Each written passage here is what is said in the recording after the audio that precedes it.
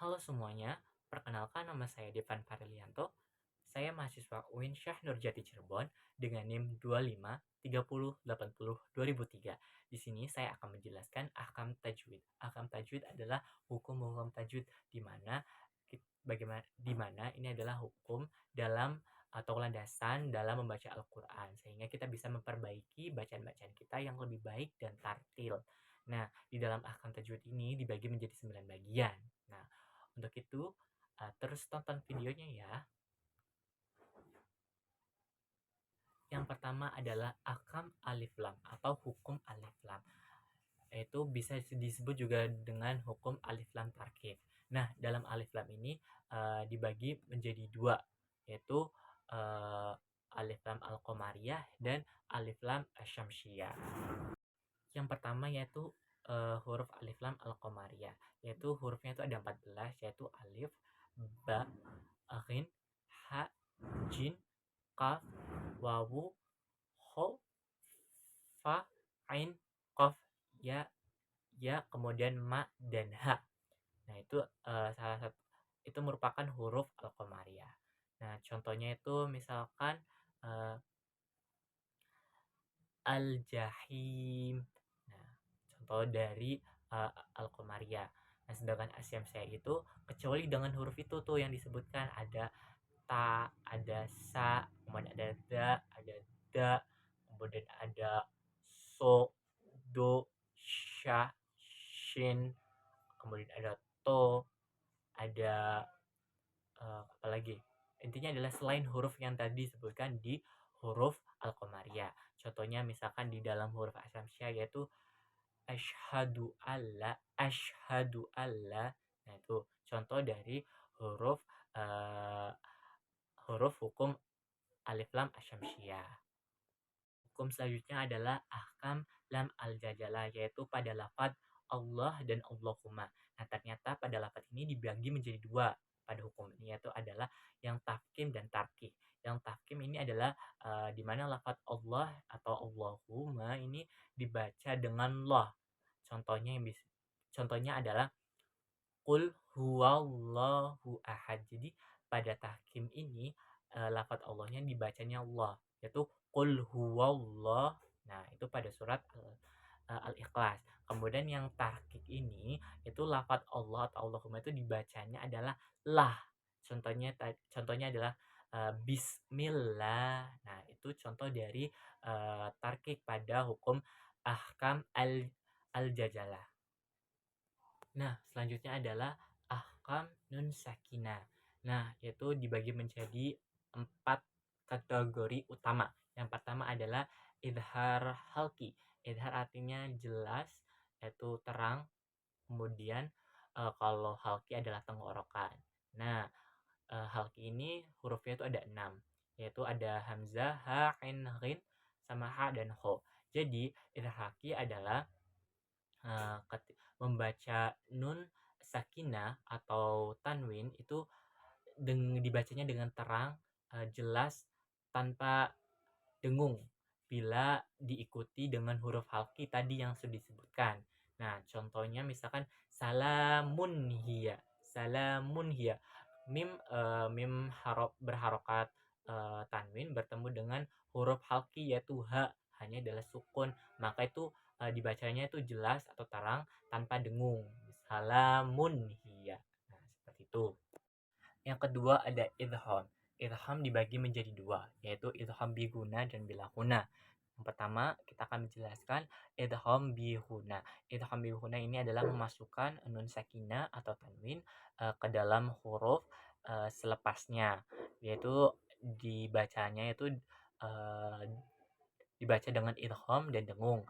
Contoh hurufnya itu ada nun, ya, mim, dan wawu. Nah, contohnya itu qaulam ma'rufa.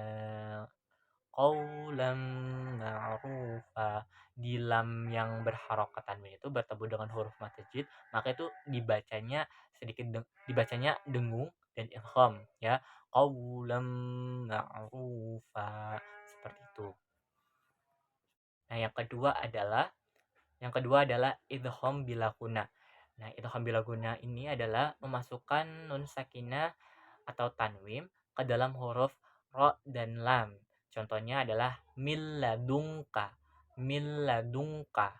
yaitu dibacanya tanpa dengung, yaitu mim bertemu dengan nun sukun lalu bertemu lagi dengan la tasjid, maka itu hukum bacanya idgham bila guna mil ladungka, seperti itu. Selanjutnya adalah iklab. Iklab artinya mengganti. Berarti apabila nun sukun atau tanwin diikuti dengan huruf iklab ba, maka suara atau bunyinya nun itu diganti dengan mim. Nah, itu dibacanya juga harus dengung. Contohnya misalkan ambiuni, yaitu huruf A bertemu dengan nun sukun lalu diikuti dengan huruf ba iklab, itu di atasnya ada mim, maka dibacanya bukan an ya, tapi ambiu ambiuni ambiuni. Nah, seperti itu. Nah, selanjutnya adalah ikfa. Ikfa artinya menyamarkan. Berarti menyamarkan bunyi nun sakinah atau tanwin bila bertemu dengan salah satu huruf ikfa. 15 hukum ikfa. Huruf ikfa, 15 huruf ikfa. Contohnya huruf ikfa itu ada ta, sa, kemudian ja, da, za, za, sa, sya, so, do, to, do, fa, ko, sama kaf. Nah, jadi dibacanya itu dengung antara dua harokat. Harokat. Misalkan contohnya yaitu miladungka, miladungka. Seperti itu. Kemudian dalam ikhfa itu dibagi lagi menjadi beberapa bagian. Yang pertama adalah ikhfa hakiki. Ikhfa hakiki ini adalah bentuk asli dari ikhfanya sendiri. Kedua adalah ikhfa safawi. Ikhfa safawi adalah apabila mim sakinah bertemu dengan huruf ba, maka itu disebut dengan ikhfa safawi. Kenapa? Karena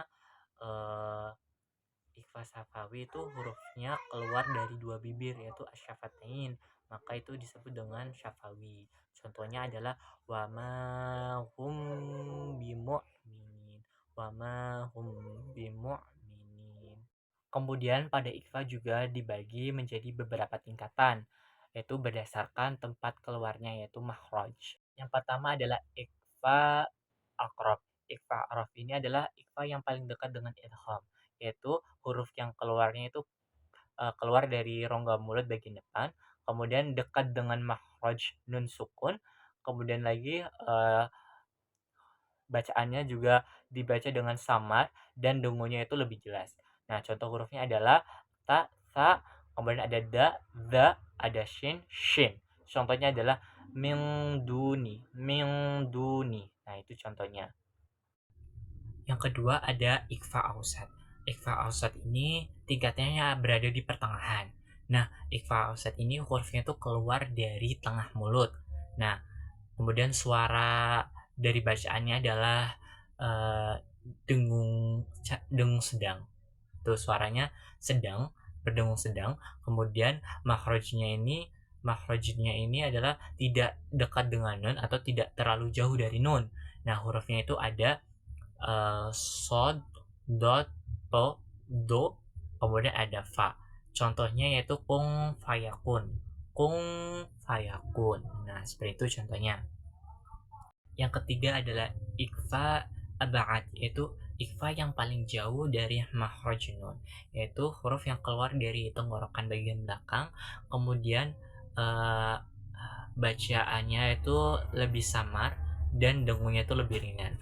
Contohnya hurufnya itu ada qaf dan kaf. Misalkan pamangkana, nun sukun bertemu ka, nun sukun bertemu ka itu dibacanya ikhfa ab'ad karena jauh dari nun, makhraj nun, maka dibacanya famangkana.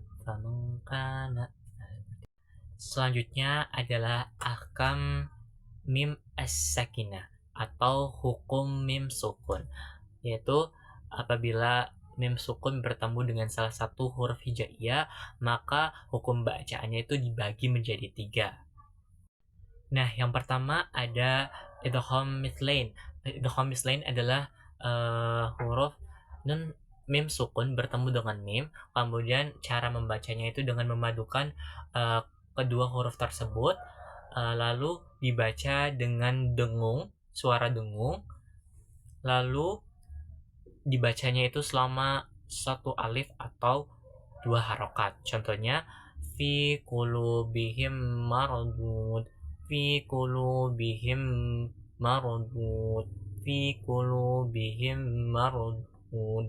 Seperti itu. Yang selanjutnya adalah ikhfa safawi. Ikhfa safawi ini adalah apabila mim sukun bertemu dengan huruf ba, maka cara membacanya adalah dengan cara menyamarkan huruf mim sukun tersebut. Kemudian dibaca dengan dengung guna selama satu alif atau 2 harokat. Contohnya adalah inna rabbahum bihim. Itu di situ mim sukun bertemu dengan huruf ba, maka hukumnya itu hifaz syafawi pada hukum mim as-sakinah, hukum mim as-sakinah. Nah, yang terakhir pada hukum mim asyakinah ini adalah idhar syafawi. Idhar syafawi adalah di mana huruf mim sukun bertemu dengan huruf hijaiyah selain huruf ba dan mim. Nah, dibacanya itu dengan jelas. Nah, saya contohkan dengan mim sukun bertemu dengan alif, yaitu ayyakum ahsanun. Di situ ada mim sukun bertemu alif, maka itu dibacanya idhar safawi dan hukumnya adalah ahkam mim asyakinah, yaitu ayyakum ahsanun, yaitu dibacanya dengan jelas. Selanjutnya adalah ahkam idgham. Ahkam idgham ini adalah hukum idgham, di mana idgham secara bahasa artinya memasukkan pada sesuatu. Nah, pada idgham ini dibagi menjadi 3 bagian, yaitu berdasarkan sifatul dan makhorijnya. Yang pertama adalah idgham mutamathilain. Idgham mutamathilain itu adalah dengan menyuburkan huruf berharokat sukun ke dalam huruf berikutnya. Kemudian cara membacanya yaitu dengan memasukkan huruf pertama kepada huruf kedua sehingga membentuk satu huruf pengucapan, bukan satu huruf penulisan. Seperti itu. Contohnya adalah annahum mab'usun, annahum mab'usun. Seperti itu. Baik, yang kedua adalah idgham mustaja sinain, yaitu dibagi menjadi 3 berdasarkan makhrajnya. Yang pertama ada ba dan mim, yaitu makhrajnya adalah asyafatain. Yang kemudian yang kedua ada datato, yaitu makhrajnya adalah alisan pada pangkal gigi seri atas. Kemudian yang ketiga adalah sadado, itu makhrajnya adalah alisan, yaitu pada ujung gigi seri atas. Nah, untuk contohnya adalah qad tabayyana di situ ada huruf dha sukun bertemu dengan tasdid. Itu merupakan idgham mustajasinain, yaitu pada bermakhraj alisan pada ujung gigi seri atas. Yang terakhir ada idgham mustaqaribain, yaitu bertemunya 2 huruf yang saling berdekatan makhrajnya, tetapi sifatnya itu berlainan. Contohnya adalah waqurrabba. Waqurrabba. Di situ bertemunya la sukun bertemunya la sukun dengan ro tasydid, maka dibacanya waqurrabba. Itu seperti itu. Nah, di sini saya akan membahas ahkam ro tarkik yang pertama ya. Ya, dalam tarkik ahkam ro ini dibagi menjadi 3, yaitu pertama apabila ro berharokat kasro atau kasrotain, maka contohnya adalah rijalan kasiro, rijalan kasiro. Nah, kemudian yang kedua adalah apabila ro dibaca sukun karena wakaf yang didahului huruf ya sukun. Nah, contohnya adalah fi kasir, fi kasir. Nah, itu contohnya. Ketiga adalah apabila ro berharokat sukun dan huruf sebelumnya yaitu berharokat kasroh asli dan tidak bertemu dengan huruf isti'la. Nah, contoh huruf isti'la ini adalah ho, so, do, ho, to, do, dako. Nah, contohnya itu adalah wafir'au nadi. Nah, itu contohnya. Selanjutnya adalah ahkam aro tahkim dibagi menjadi 4. Yang pertama adalah apabila huruf ro ini berharokat fathah, doma, atau fathatain atau domatin, maka contohnya adalah uh, saya selanarong, saya selanarong. Nah, itu seperti itu. Kemudian yang kedua adalah apabila huruf ro ini dibacanya sukun, kemudian huruf sebelumnya adalah berharokat fathah atau doma, maka contohnya adalah wa arsala alaihim. Di situ ro sukunnya huruf sebelumnya adalah berharokat fathah, maka itu merupakan contoh dari tahkim wa arsala alaihim. Nah, yang ketiga adalah apabila ro ini berharokat sukun, kemudian huruf sebelumnya berharokat kasro, namun kasronya itu bukan kasro asli, maka contohnya adalah robbarhamhuma. Itu contohnya. Nah, kemudian yang keempat yaitu apabila ro ini berharokat sukun, kemudian bertemu atau terdapat huruf isti'la yang sudah disebutkan tadi, maka contohnya adalah kulla firqatin. Nah, itu contohnya. Selanjutnya adalah ahkam aro jawajul wajhin, yaitu dimana hukum ro ini huruf ro ini bisa dibaca, yaitu dibaca dengan takik atau tafkin. Contohnya adalah min air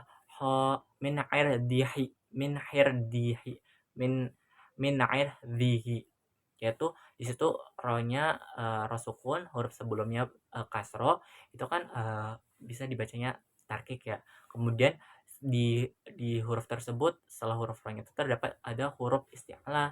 Nah, itu juga termasuk contoh dari tafkim. Maka dalam jawajul wajahin ini, dimana hukum ro ini bisa dibaca tarkik atau tafkim. Nah, itu contohnya.